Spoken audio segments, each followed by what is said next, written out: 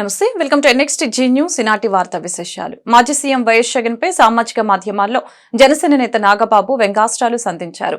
జగన్ కు కూటమి ప్రభుత్వం న్యాయం చేయాలని ఎద్దేవా చేశారు. ఎందుకంటే 2019లో శ్రీను అనే వ్యక్తి ఆయన మీద కోడి కత్తితో దాడి చేశాడు. 5 ఏళ్లైనా ఆ కేసు ఇంకా కొలిక్కి రాలేదు. అప్పుడంటే జగన్ ఉన్న బిజీ స్కెడ్యూల్ వలన ఆయనకు కుదరలేదు. ఇప్పుడు ఖాళీగానే ఉన్నారు కాబట్టి కూటమి ప్రభుత్వం ఆయనకు న్యాయం చేయాల్సిన అవసరం ఉంది. ఆయన మీద హత్యాయత్నం చేసిన నేరస్తుడికి సరైన శిక్ష విధించాలి కదా. కేసును తక్షణమే విచారించి అమాయకుడైన జగన్ కు న్యాయం చేయాల్సిందిగా కూటమి ప్రభుత్వాన్ని సీఎంను, డిప్యూటీ సీఎంను, హోంమంత్రిని కోరుతున్నాను అని నాగబాబు తెలిపారు. ఏపీలో కూటమి ప్రభుత్వం ఇచ్చిన సూపర్ 6 హామీలను సారీ 6 గా మార్చవద్దని వైఎస్ఆర్సీపీ ఎంపీ మిథున్ రెడ్డి కోరారు. సోమవారం లోక్సభలో బడ్జెట్ పై చర్చ సందర్భంగా మిథున్ రెడ్డి మాట్లాడారు. ఏపీలో సూపర్ 6 హామీలు అమలు చేయడం లేదని, సూపర్ 6 అమలుకి గడువు ప్రకటించాలని డిమాండ్ చేశారు. అదేవిధంగా ఏపీలో శాంతి భద్రతలు దిగజారితే పెట్టుబడులు ఎలా వస్తాయి? నా నియోజకవర్గంలో నన్ను తిరగకుండా అడ్డుకున్నారు, నాపైన దాడి చేశారు, నా వాహనాన్ని ధ్వంసం చేశారు. అన్ని టీవీ ఛానల్స్ చూస్తూ ఉండగానే దాడి జరిగింది. నాపైనే దాడి చేసి నాకు వ్యతిరేకంగా హత్యాయత్నం కేసు పెట్టారు. ఏపీలో శాంతి భద్రతల్ని కాపాడాలి, హింసకు చమరగీతం పాడాలని సూచించారు.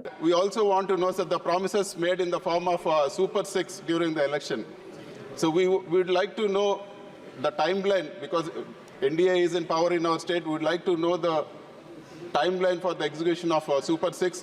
We hope that Super 6 promises will not become sorry 6 promises for our state. We wish and we hope the promises are kept. And it was promised that immediately after coming to power, all the Super 6 promises will be taken care of. But we don't find it, sir. Apart from one promise, nothing has been kept. And I would like to bring to the notice of the House, sir. Without proper law and order, how will the investments come? For example, sir, I've been restricted from going into my constituency. They attacked me. They had burnt my vehicles. They destroyed my vehicles. The attack was in the full glare of all the TV channels. And finally, a case was booked against me, sir. The attempt to murder case was booked against me. After an attack happened on me, reverse case was booked against me. Such is the law and order situation. If the law and order situation is so bad in our state, how will investments come into our state, sir?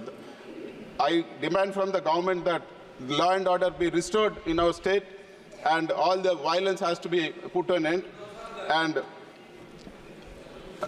I would also request the government not to cut down on the spending of the 11 lakh crore capital expenditure for various other reasons.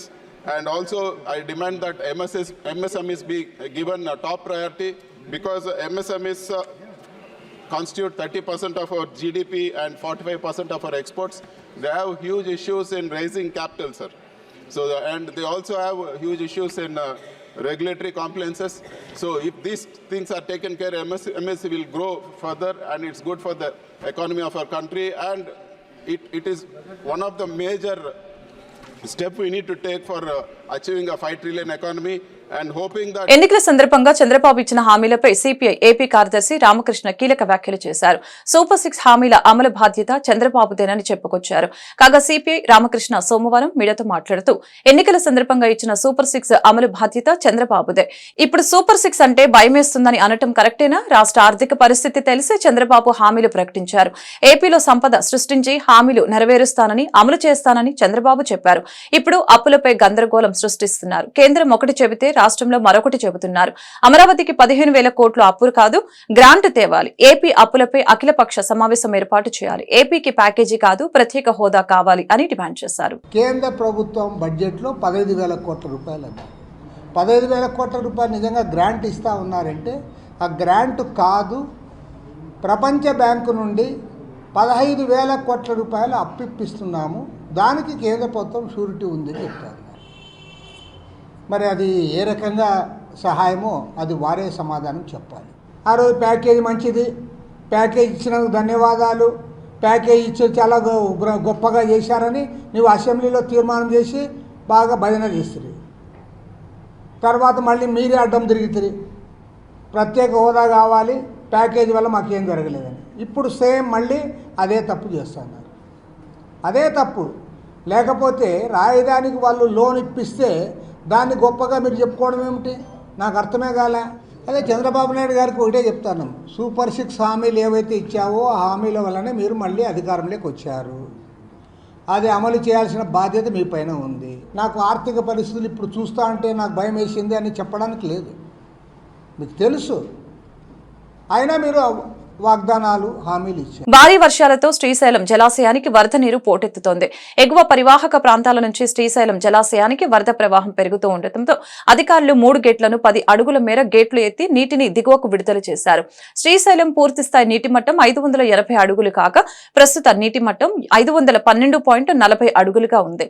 Srisailam పూర్తిస్థాయి నీటి నిల్వ సామర్థ్యం 312.50 టీఎంసీలు కాగా ప్రస్తుతం 135.78 టీఎంసీల నీటి నిల్వ ఉంది. వరద ప్రవాహం భారీగా వస్తూ ఉండటంతో 3 గేట్లను ఎత్తిన కర్నూలు చీఫ్ ఇంజనీర్ కబీర్ బాషా ఒక్కో గేటు నుంచి 27,000 క్యూసెక్ల చొప్పున నీటిని విడుదల చేశారు. 6, 7, 8 గేట్లను ఎత్తడం ద్వారా మొత్తంగా 81,000 క్యూసెక్ల నీటిని నాగార్జున సాగర్ కు విడుదలైంది. కృష్ణమ్మ పరవళ్లు తొక్కటాన్ని పర్యవేక్షించేందుకు సందర్శకులు తరలివస్తున్నారు. దైవచింతన ద్వారానే సమాజ వికాసం సాధ్యమని గుంటూరు పశ్చిమ ఎమ్మెల్యే గల్లా మాధవి తెలిపారు. శ్రీవల్లి దేవసేన సమేత కుమారస్వామి వారి కృతిక కావడి మహోత్సవాలను ప్రజలు ఘనంగా జరుపుకోవడం అభినందనీయమని గుంటూరు ఏటి అగ్రహారం 7వ లైన్ కుమార్ హోటల్ సెంటర్లోని శ్రీవల్లి దేవసేన సమేత కుమారస్వామి వారి 73వ భరణి కృతిక కావడి మహోత్సవాలు శ్రీ కుమారస్వామి సేవా సంఘం ఆధ్వర్యంలో శాస్త్రోక్తంగా కొనసాగుతూ ఉన్నాయి. ఈ ఉత్సవాల్లో గుంటూరు పశ్చిమ ఎమ్మెల్యే గల్లా మాధవి పాల్గొన్నారు. ఈ సందర్భంగా కుమారస్వామి సేవా సంఘం ఎమ్మెల్యేను ఘనంగా సత్కరించారు. ఈ ఉత్సవాల్లో భాగంగా స్వామివారి కళ్యాణోత్సవం అంగరంగ వైభవంగా జరిగింది. సాయంత్రం స్వామివారి దివ్య రథోత్సవం కావడంతో జరగనుంది. ఈ కార్యక్రమంలో శ్రీ కుమారస్వామి సేవా సంఘం గౌరవ అధ్యక్షులు చెరుకూరి శ్రీహరి, అధ్యక్షులు ఎల్లాప్రగడ రామమోహన్ రావు, కార్యదర్శి సాయి కుమార్, ఉపాధ్యక్షులు రవికుమార్, కోశాధికారి బాదం మునిరాజు తదితరులు పాల్గొన్నారు.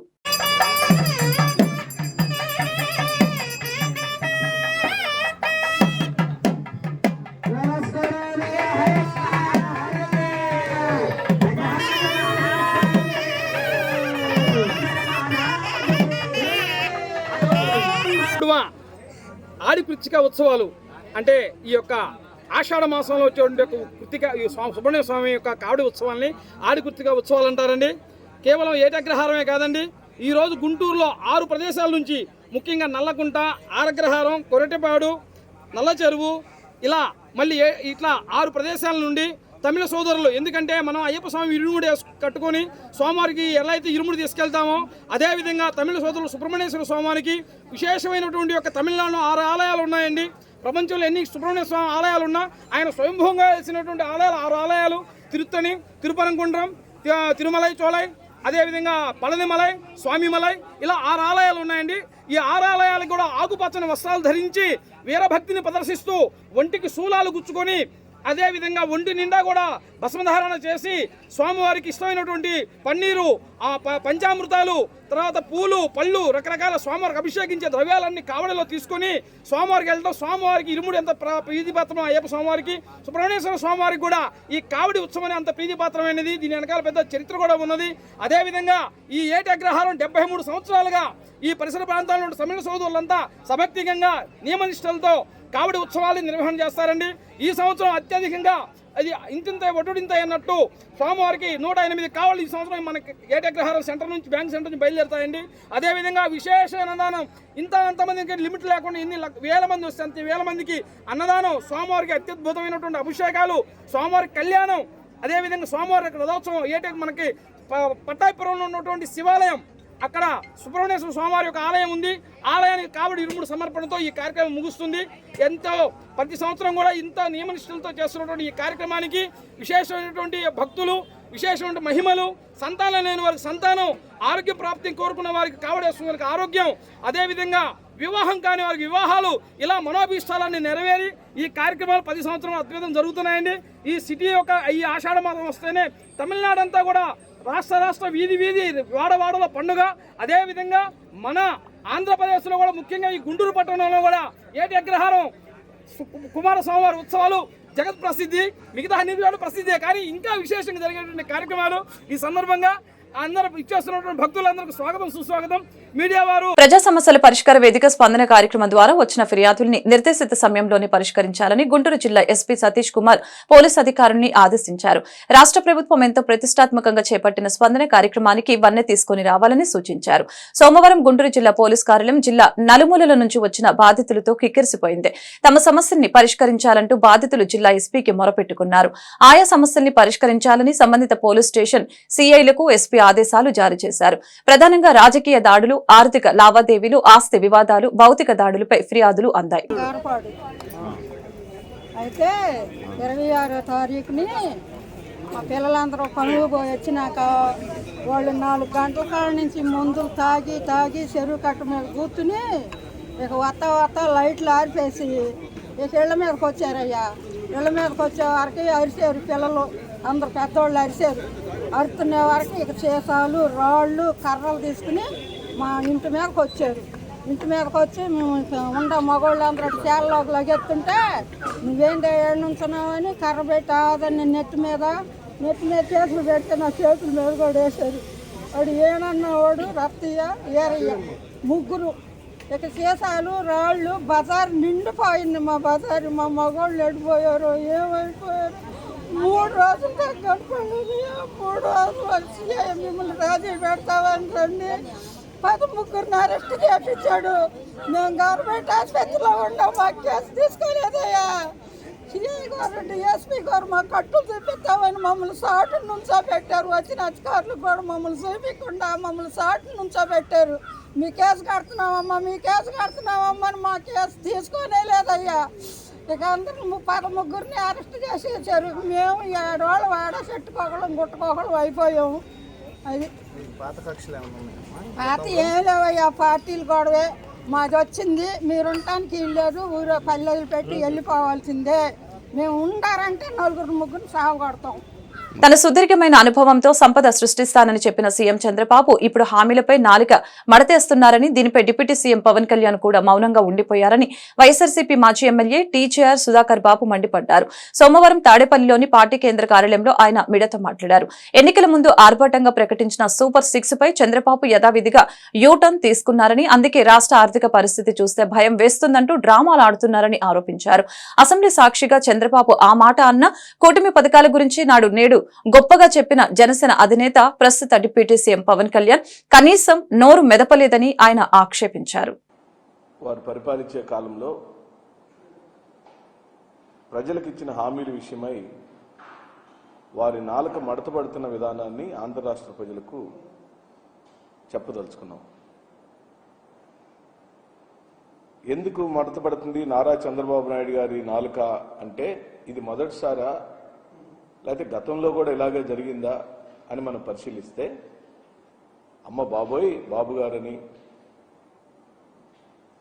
అమ్మ బాబు గారు అని ప్రజలు ముక్కు మీద వేలేసుకుంటున్నారు. వారు ప్రధానంగా 50 రోజులు పరిపాలించిన తదుపరి అసెంబ్లీ సాక్షిగా ఆన్ రికార్డ్ వారిచ్చిన హామీలు చూస్తే ఆయనకు భయం వేస్తున్నట్టుగా ఒక ఎక్స్ప్రెషన్ ఇచ్చారు. ఎన్నికలకు ముందు వారు ఇస్తున్న హామీలు అమలుపరచలేరని, అవి అమలుకు సాధ్యం కావని వైఎస్ఆర్ కాంగ్రెస్ పార్టీ మాలాంటి వాళ్ళందరం చెప్తున్నప్పుడు మీలాంటి పాత్రికేయ మిత్రులు వారిని అడిగారు, వైఎస్ఆర్ వాళ్ళు అమలుకు సాధ్యం కావంటున్నారండి, మీరు ఎలా దీన్ని అమలుపరచగలుగుతారని నారా చంద్రబాబు నాయుడు గారిని పాత్రికేయ మిత్రులు వైఎస్ఆర్ కాంగ్రెస్ పార్టీ తరఫున అడిగినప్పుడు, నాకు సుదీర్ఘమైన రాజకీయ అనుభవం ఉంది, నేను చేసి చూపిస్తాను, సంపదను ఎలా సృష్టించాలో నాకు అపారమైన అనుభవం ఉంది కాబట్టి నేను ఇచ్చిన హామీలన్నిటినీ అమలుపరుస్తానని అన్నారు. ఆ సందర్భంలోనే మళ్ళీ విలేకరులు ఏమని ప్రశ్నించారంటే, మీరే కదా 1 నెల 2 నెలల క్రితం ఎన్నికల ప్రచారంలో మరో శ్రీలంక కాబోతుంది ఆంధ్రప్రదేశ్, మరో సోమాలియా కాబోతుంది ఆంధ్రప్రదేశ్, ఈయనిచ్చే అనగా జగన్మోహన్ రెడ్డి గారు ఇస్తున్నటువంటి సంక్షేమ పథకాల వల్ల రాష్ట్రం నాశనం అవుతుందని నారా చంద్రబాబు నాయుడు గారే అన్న విషయాన్ని వారు జ్ఞాపకం చేశారు. మీరే అన్నారు కదా సంక్షేమ పథకాలని వృధా అని, సంక్షేమ పథకాలు ఏవి అవసరం లేదని, మళ్ళీ మీరే ఇప్పుడు సూపర్ 6 పేరుతో ఈ పథకాలన్నీ మీరు అనౌన్స్ చేశారు, ఇవి సాధ్యం కావని వైఎస్ఆర్ పార్టీ వాళ్ళు అంటున్నారు అన్నప్పుడు నేను చేసి చూపిస్తానని ఇన్ని సంవత్సరాల అనుభవం ఉన్న చంద్రబాబు నాయుడు గారు ఈ రాష్ట్రానికి మాటిచ్చారు. నిజంగా మాకు ఆనందం కలిగింది. చంద్రబాబు నాయుడు గారు సూపర్ 6 అంతా అమలు పరిస్తే చూడాలని మేము మనస్ఫూర్తిగా కోరుకున్నాం. 50 రోజుల పాటు ఎదురు చూశాం. వైసీపీ ప్రభుత్వ నిర్లక్ష్యం వలన పేదలు అనేక అవస్థలు పడ్డారని ఆంధ్రప్రదేశ్ మంత్రి పి నారాయణ వ్యాఖ్యానించారు. రాజధాని గ్రామాల్లోని టిట్కో ఇళ్లను మంత్రి నారాయణ పరిశీలించారు. ఈ సందర్భంగా ఆయన మాట్లాడారు. మా హయాంలో నాణ్యమైన సామాగ్రితో టిట్కో ఇళ్లను కట్టాం. టిట్కో ఇళ్ల వద్ద అనేక వసతుల్ని ఏర్పాటు చేయాలని ప్రణాళికల్ని రచించాం. మా ప్రభుత్వ హయాంలో 5 లక్షల ఇళ్లకు అనుమతినిచ్చాం. 4.45 లక్షల ఇళ్ల నిర్మాణానికి టెండర్లు పిలిచాం. 2019 నాటికి 77,371 ఇళ్ల నిర్మాణం దాదాపు పూర్తి చేశాం. వైసీపీ వచ్చాక టిట్కో ఇళ్ల సంఖ్యను 2.62 లక్షలకి కుదించారు. అంతా పక్కన పెట్టేసింది. టిట్కో ఇళ్ల వద్ద రోడ్లు, త్రాగునీరు, విద్యుత్, డ్రైనేజీ వసతిని కల్పిస్తాం. మరొక 3 నెలల్లో వసతుల్ని కల్పిస్తాం. వైసీపీ నేతలు మొత్తం ఖజానాను ఖాళీ చేసి వెళ్లారు. ఏది చేయాలన్నా ప్రభుత్వ ఖజానా ఖాళీగా ఉంది. రాజధాని రైతులకి త్వరలోనే కౌలు మొత్తం విడుదల చేస్తాం. టిట్కో ఇళ్ల లబ్ధిదారుల్ని ఇబ్బంది పెట్టవద్దని బ్యాంకులను కోరుతామని మంత్రి నారాయణ తెలిపారు. తనకి ట్రీట్మెంట్ ప్లాంట్ పెట్టి ట్రీట్ చేసి బయటికి పంపించాలా? అయితే సిఆర్డీఏలో మొత్తం ట్రంక్ లైన్సే వస్తాయి. అప్పుడు దాకా టెంపరీగా అరేంజ్ చేస్తున్నారు. వాటన్నింటి ఇన్స్ట్రక్షన్ ఇచ్చాను. ఈ ఫెసిలిటీస్ అన్నీ కూడా ఒక 3 మంత్స్ టైం నేను అందరికీ చెప్తున్నాను. ఒక 3 మంత్స్ టైంలో మ్యాక్సిమం చేయగలిగిన చేస్తాం. ఎందుకంటే ఖజానా ఖాళీ, ఖజానా డబ్బులు సున్నా, ఏం లేవు. ఖజానా ఖాళీ. ప్రజలు కట్టిన ట్యాక్సులు కూడా, ప్రజలు కట్టిన ఇంటి పన్ను, ప్రజలు కట్టిన వాటర్ పన్ను అన్నీ కూడా ఇష్టం వచ్చినట్టు వాడేశారు. 2019లో ఈ రాష్ట్రానికి ఏషియన్ ఇన్ఫ్రాస్ట్రక్చర్ ఇన్వెస్ట్మెంట్ బ్యాంక్ ద్వారా 5,350 కోట్లు తెచ్చాం. 2019 5 సంవత్సరాలు అయిపోయింది. అదేంటంటే మున్సిపాలిటీలో డ్రైన్స్కి, వాటర్ లైన్స్కి, వాటికి 5,350 కోట్లు తెస్తే ఈ 5 సంవత్సరాల్లో వాళ్ళు వాడింది 240 కోట్లే. ఎందుకంటే స్టేట్ గవర్నమెంట్ షేర్ ఇవ్వాలా. స్టేట్ గవర్నమెంట్ షేర్ ఇవ్వక వదిలేశారు. 2023-24లో 15th ఫైనాన్స్కి 550 కోట్లు ఇచ్చారు. అది ఖర్చు పెట్టి ఈసీలు ఇచ్చుంటే ఇప్పుడు మళ్ళీ 1100 కోట్లు ఇవ్వడానికి రెడీగా ఉన్నారు. అవి వదిలేశారు. అంటే ఫైనాన్షియల్ మోస్ట్ ఇండిసిప్లిన్ చేశారు. అసలు లెక్క పక్క ఏమీ లేకుండా. ఈరోజు సిఆర్డీఎల్ చూస్తే 0 మనీ, డబ్బులు పైసా లేవు. ఇళ్ళకి యాక్చువల్గా ఏంటంటే స్కీమ్ వాళ్ళు మార్చారు. ఆ స్కీమ్లో కొందరు లాభపడ్డారు, కొందరు నష్టపడ్డారు. అయితే దాంట్లో బ్యాంకులకు కట్టాల్సిన అవసరం ఉంది. దాని మీద వాళ్ళు ప్రెషర్ చేస్తున్నారు. దానికి కొంత టైం వచ్చేటట్టుగా చేయమని ఎమ్మెల్యే గారు రిక్వెస్ట్ చేస్తున్నారు. అది సీఎం గారితో మాట్లాడి బ్యాంక్ వాళ్ళని పిలిచి యాక్చువల్గా దాన్ని ఎంతవరకు చేయగలం అంతవరకు చేయడానికి ప్రయత్నిస్తామని అందరికీ తెలియజేస్తాం. నవభారత్ నగర్లోని సరిపుడి సుజుకి షోరూంలో నూతన మోడల్స్ స్కూటీలను గుంటూరు పశ్చిమ ఎమ్మెల్యే గల్లా మాధవి సోమవారం లాంఛనంగా ప్రారంభించారు. నగరవాసులు మెచ్చే రంగులతో, అధునాతన ఫీచర్స్ తో 125cc ఇంజన్ సామర్థ్యంతో 10 సంవత్సరాల వారంటీ సుప్రసిద్ధ సుజుకి సంస్థ ప్రకటించడం హర్షణీయమని తెలిపారు. న్యూ అవేర్నెస్ లో ఎల్లో కలర్ 125cc స్కూటీ వాహనాన్ని ఎమ్మెల్యే మాధవి నడిపి అలరించారు. అలాగే సరికొత్త రంగులతో ఉన్న యాక్సెస్ 125 బర్గ్మాన్ స్ట్రీట్ స్కూటీ వాహనాలని మార్కెట్ రంగంలోకి రావటం అభినందనీయమని కొనియాడటం జరిగింది. ఈ మేరకు సరిపుడి సుజుకి ఎండీ అనిల్ మాట్లాడారు. నూతన మోడల్స్ గురించి వివరించారు. ప్రయాణికుల సౌలభ్యం కొరకు అనేక సౌకర్యాలను అందుబాటులోకి తెచ్చామని వివరించారు. ఈ కార్యక్రమంలో Suzuki sales RM Sivaramakrishna, ARM Balakrishna, showroom సిబ్బంది పాల్గొన్నారు.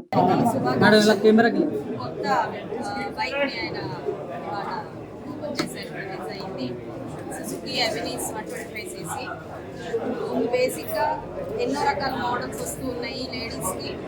అయితే ఈ మోడల్ ప్రత్యేకించి కొంచెం హైట్ తక్కువగా ఉన్న వాళ్ళకి చాలా హ్యాండీగా, లైట్ వెయిట్గా చాలా బాగుంది. అలాగే సుజుకి మనం తీసుకుంటే ఇట్స్ బ్రాండ్.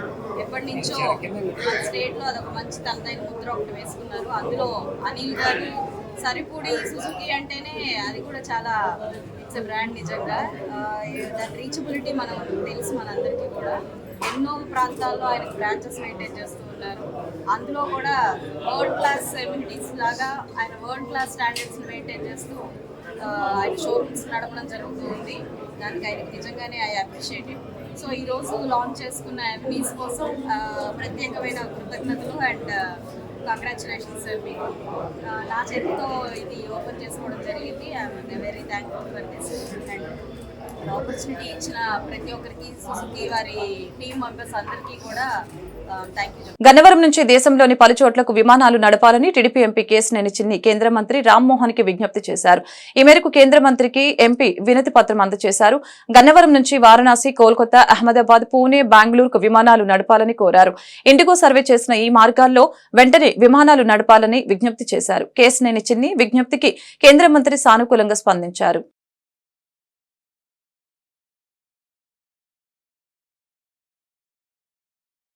కలెక్టర్ కార్యాలయంలో నిర్వహించిన గ్రీవెన్స్ డేకి ఫిర్యాదుదారులు పెద్ద సంఖ్యలో తరలివచ్చారు. కలెక్టర్ నాగలక్ష్మి, ఇతర అధికారులు ప్రజల వద్ద నుంచి ఫిర్యాదులు స్వీకరించారు. ఇందులో పింఛన్లు, రేషన్ కార్డులు, భూముల సర్వే, భూ వివాదాలకు సంబంధించిన ఫిర్యాదులు ఎక్కువగా అందాయి. టిట్కో గృహాల్లో నివాసం ఉంటున్న వారికి సక్రమంగా తాగునీరు అందటం లేదని, కలుషిత నీరు వస్తుందంటూ, కరెంటు సరఫరా సక్రమంగా లేదంటూ ఫిర్యాదు అందింది. అదేవిధంగా వాలంటీర్లకు ఉద్యోగ భద్రత కల్పించాలంటూ అర్జీలు అందజేశారు. ఎన్నికల్లో ఇచ్చిన హామీలను ఎన్డీఏ కూటమి ప్రభుత్వం నెరవేర్చి వాలంటీర్లను కొనసాగించి 10,000 రూపాయల వేతనం ఇవ్వాలని సూచించారు. గ్రీవెన్స్ డేలో ఫిర్యాదులు అందజేసిన బాధితులు వారి సమస్యల్ని మీడియాకు వెల్లడించారు. పేరు కనకదుర్గ. గత 4 సంవత్సరాలుగా నేను తెనాలి మండలం నందివెలుగు గ్రామంలో వాలంటరీగా పనిచేస్తున్నాను. ఎన్నికల్లో హామీ ఇచ్చిన ప్రకారం చంద్రబాబు నాయుడు గారు మరియు పవన్ కళ్యాణ్ గారు వాలంటీర్లకు భద్రత కల్పిస్తూ మా జీతం 10,000 చేస్తూ గత 2 నెలలుగా శాలరీలు ఆగిపోయి ఉన్నాయండి. కొద్దిగా మీ దృష్టికి అవి కూడా తీసుకురావాలని మేము సమబద్ధంగా చట్టబద్ధంగాను మేము ఇలా కలెక్టర్ ఆఫీస్కి వచ్చి వినతి పత్రం తెలియజేస్తున్నాము. దయచేసి మా మనవులు ఆలకిచ్చి మాకు 2 నెలల శాలరీ పడినట్లుగా సహాయం చేయవలసిందిగా కోరుతున్నాము. టిట్కో హౌస్ ప్రాంత నివాసులందరం కూడా రావడం జరిగింది. ఆ టిట్కో హౌస్లో ఉంటున్న వారికి మెయిన్ ముఖ్యమైన సమస్య వాటర్ సమస్య. ఆ వాటర్ రోజు మార్చి రోజు అనగా రోజు మార్చి రోజులో 5 నుంచి 6 గంటల వరకు ఇస్తూ ఉన్నారు. వాటర్ పుష్కలంగా అక్కడ నివాసం ఉంటున్న వారికి సరిపోవటం లేదు. రెండవ సమస్య కరెంటు సమస్య. కరెంటు మరి అప్పుడప్పుడు కరెంటు పోతూ ఇబ్బంది పడుతూ ఉన్నాము. మెయిన్ ముఖ్యంగా టిట్కో హౌస్ ప్రాంతంలో ఉన్న 15 స్ట్రీట్స్లో వీధి లైట్లు లేక కూడా చాలా ఇబ్బంది పడుతూ ఉన్నాము. ఈ వర్షాల కారణంగా పిచ్చి మొక్కలు ఎక్కువ పెరిగి విషార్పాలు తిరుగుతున్నందువలన మరి రోడ్డు మీదకి రావడానికి కూడా ఇబ్బంది పడుతూ రోడ్లు సీసీ రోడ్లు లేకపోయినందువలన వర్షాలకి బంకమట్టి కారణంగా ఇంటి నుంచి బయటికి రావడానికి కూడా చాలా ఇబ్బంది పడుతూ ఉన్నాము. మెయిన్ ముఖ్యంగా అక్కడ పరిసర ప్రాంతంలో ఉన్న వారికి వాటర్ సమస్య. ప్రపంచ ఆర్యవైశ్య మహాసభ ఆధ్వర్యంలో ఆషాఢ మాసం స్నేహితుల దినోత్సవ వేడుకలు ఘనంగా నిర్వహించారు. రింగ్ రోడ్లోని మహాలక్ష్మి టవర్స్ చంద్రికా నివాసంలో జరిగిన కార్యక్రమంలో ఆర్యవైశ్య మహాసభ మహిళలు పెద్ద సంఖ్యలో పాల్గొన్నారు. ఈ సందర్భంగా జరిగిన ప్రత్యేక పూజా కార్యక్రమాల్లో భాగంగా లలిత పారాయణం చేశారు. ఈ కార్యక్రమంలో ఉత్సాహంగా పాల్గొన్న మహిళలు తంబోల ఆడి పాటలు పాడారు. ఆషాఢ మాసం సందర్భంగా గోరింటాకు పెట్టుకుని సంబరాలు చేసుకున్నారు. స్నేహితుల దినోత్సవాన్ని పురస్కరించుకుని ఒకరికొకరు ఫ్రెండ్షిప్ బ్యాండ్లను కట్టుకుని ఉత్సాహంగా పాటలు పాడారు. కార్యక్రమంలో ప్రపంచ ఆర్యవైశ్య మహాసభ మహిళా విభాగం రాష్ట్ర అధ్యక్షులు ధనలక్ష్మి, పరుచూరి ఉదయపాను, జిల్లా ప్రెసిడెంట్ పరుచూరి చంద్రిక, సెక్రటరీ సుధారాణి, రేవతి తదితరులు పాల్గొన్నారు.